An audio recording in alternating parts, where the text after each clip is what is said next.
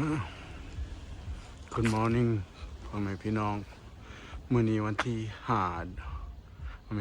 เดือน5วันที่3ตอนเช้าตอนเช้า 7:00 นสิพาขึ้นไปย่างขึ้นไปMission Peak อยู่ Fremont California คนบอกหลายมาไฮกิ้งอยู่ทั้งภูนี่แต่ละมื้อนี่บ่มีวันจอดอีกเต็มอยู่ทั้งภูนะทึ่งๆพุ่นเดี๋ยวสิพาขึ้นไปเบิ่งเด้อ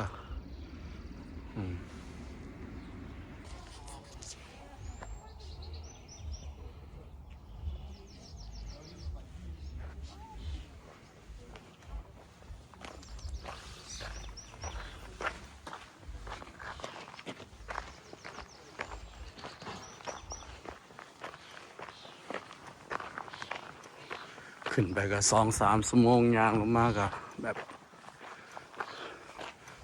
2-3 ชั่วโมงคือกันแหละประมาณนี้แหละผมบ่ได้ย่างก็โดดแล้ว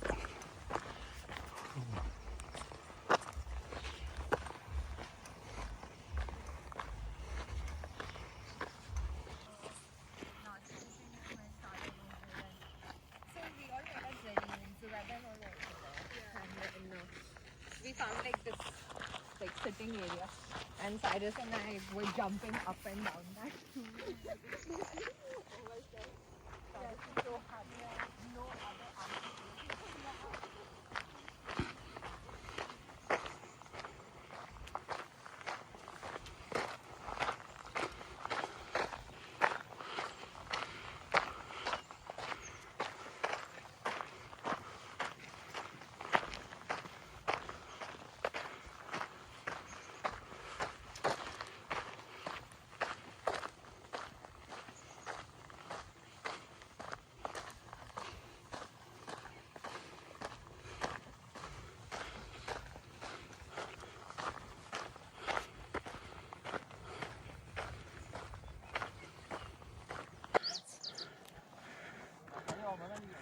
First base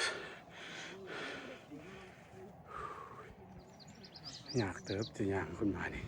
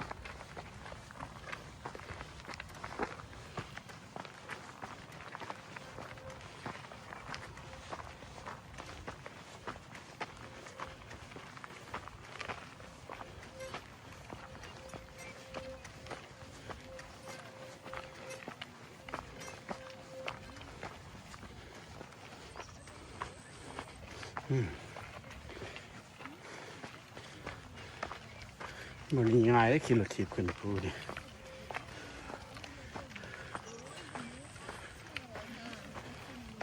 ต้องได้ซ่อมทิศหนึ่ง 2-3 เทื่อเวลาจึงขี่ได้4ทิศหนึ่งไม่ขี่เทื่อหนึ่งก็ใจขาดตายเป็นฮอร์ทแท็กเลยนะต้องให้มันเก่งต้องให้มันลึง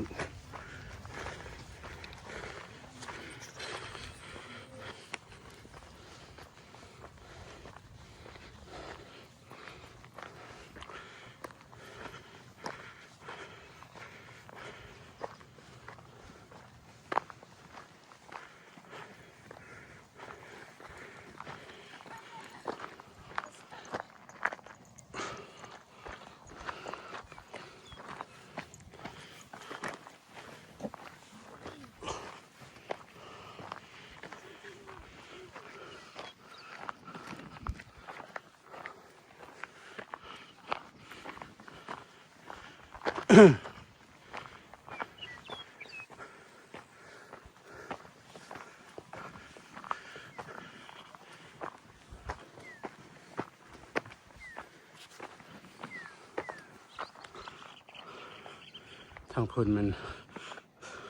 ทางแซนฟรานทั้งที่ซานโฮเซฟิมานอยู่ทางกลางนี่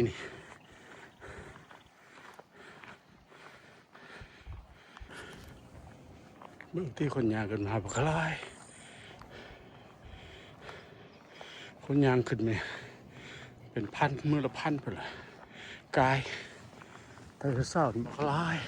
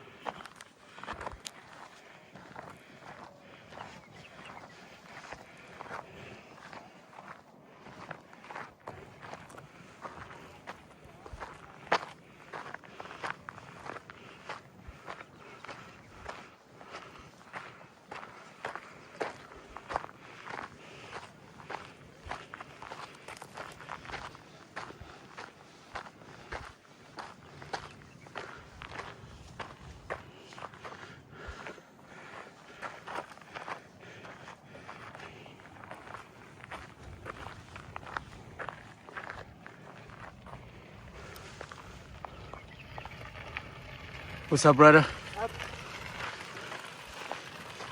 You ride a lot over here? Oh, yeah?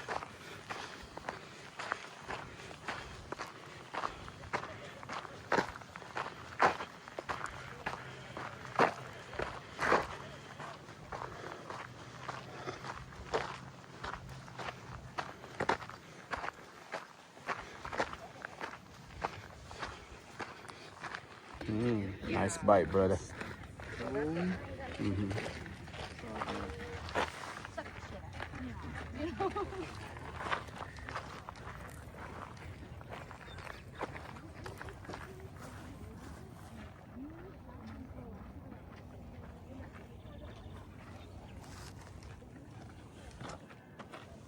Is this?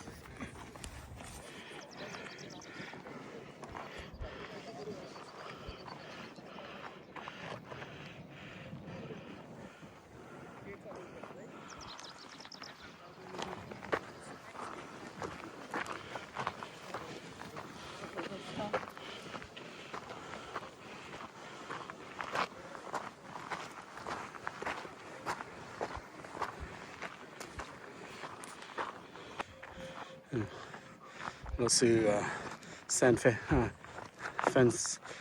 San Francisco ป่ะบรรยากาศโอ้ก็อยู่แล้วเกือบ เกือบ60 ปีแล้วยังแข็งแรงอยู่เด้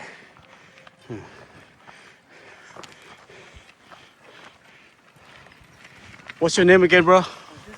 Francisco, yeah. โอ้แข็งแรงตู้นี้60 บาทขี่รถทิพย์ขึ้นภูเซ้ย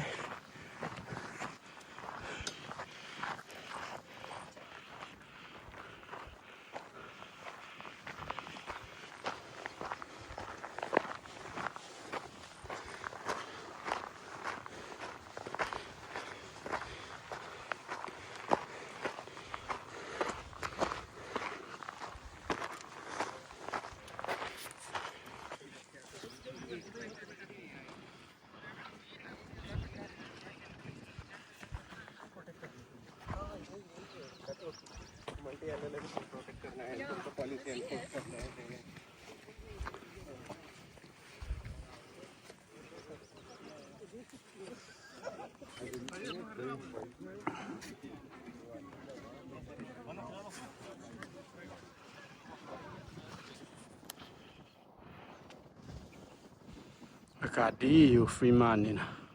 แคลิฟอร์เนียนี่บ่ร้อนบ่หนาว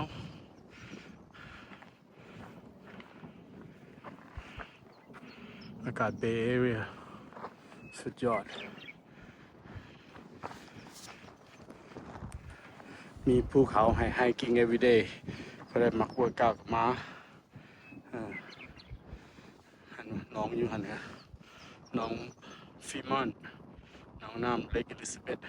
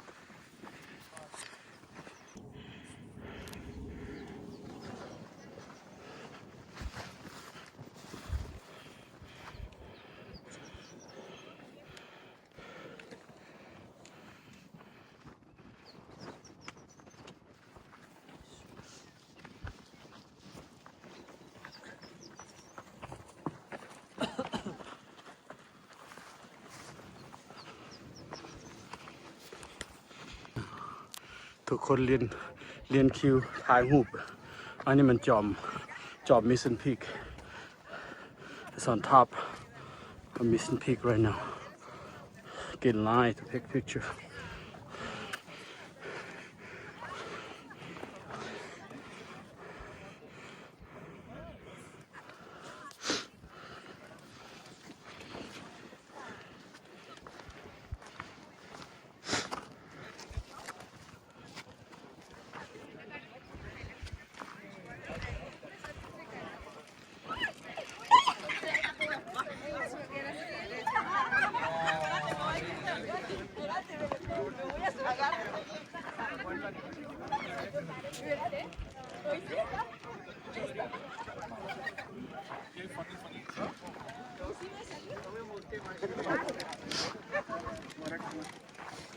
तो आफ्टर मग मला काय कर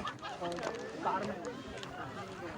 आम्हाला विचारलं तुम्ही काहीतरी विषय घ्या कार में कैसे गिरे थे पकड़ो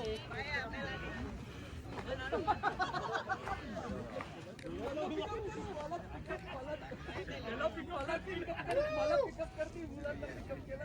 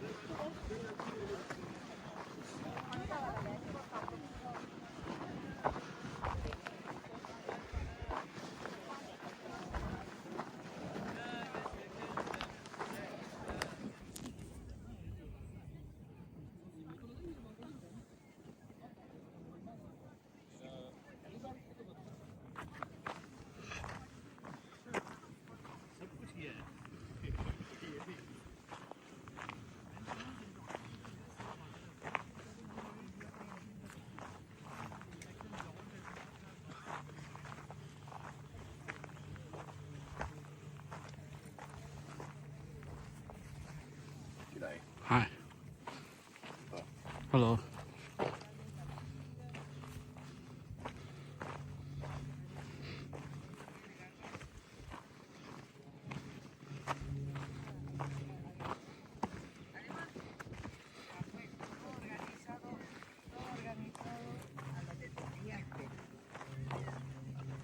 Los labels, mira los labels que le hacen. Míralo, claro. No, no, no. Los labels.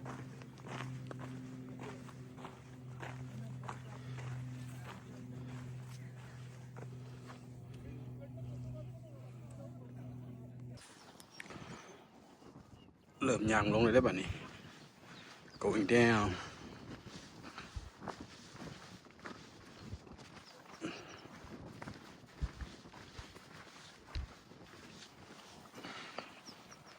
พุ่นละทางเมืองอยู่ลุ่มๆพุ่นละทางเมืองไกลเติบ Put a lot of brake on it.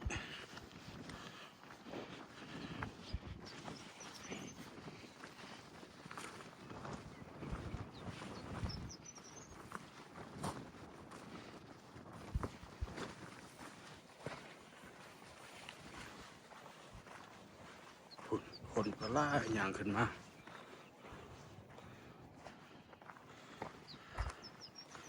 ทั้งยางขึ้นยางลงหลายพอๆกัน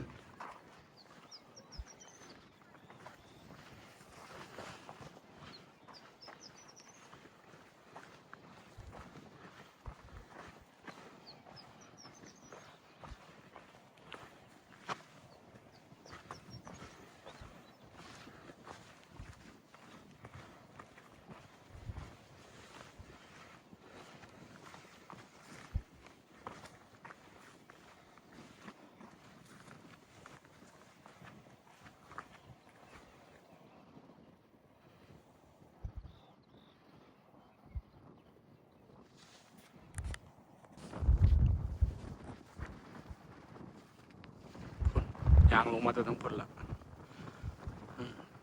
จอมดอยขึ้นมาแล้วลงมาแล้ว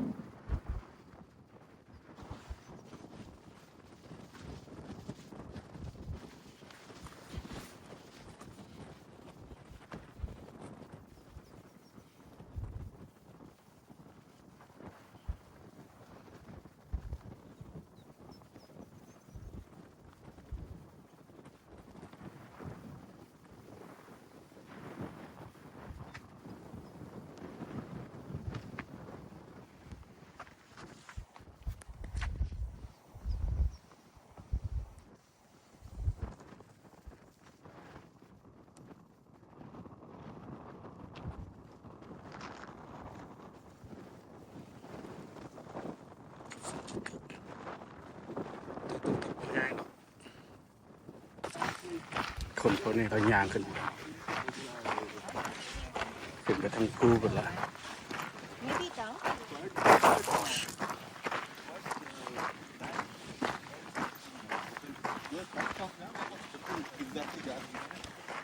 Ага, снимай, как на его. Айда ты чё, да?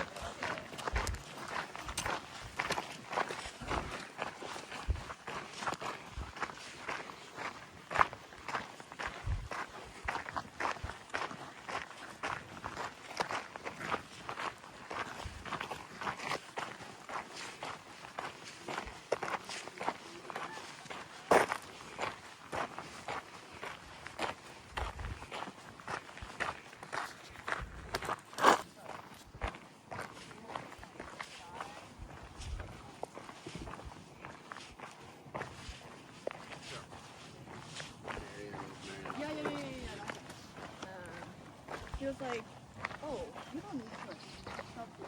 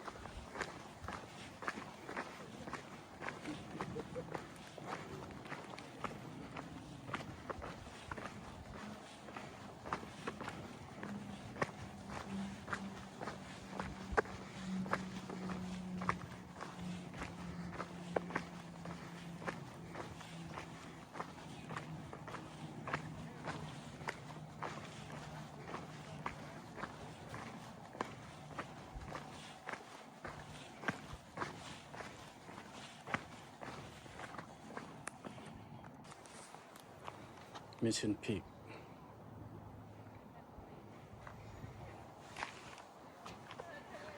ให้จบแล้วหากินข้าวแบบนี้นะ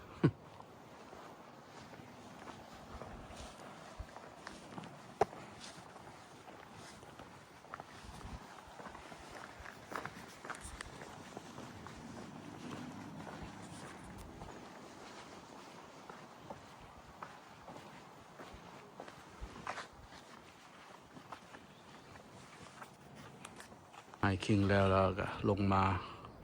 อยู่ตรงภูพนมเตรียมต่อไปหากินข้าว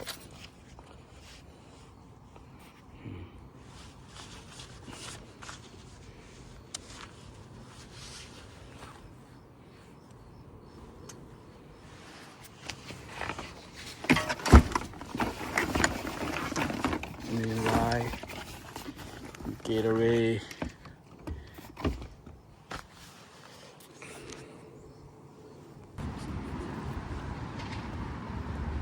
มากินเฟอหาดหน่อยอยู่ฟรีมานต์แคลิฟอร์เนียเฟอหาดนี่แซ่บ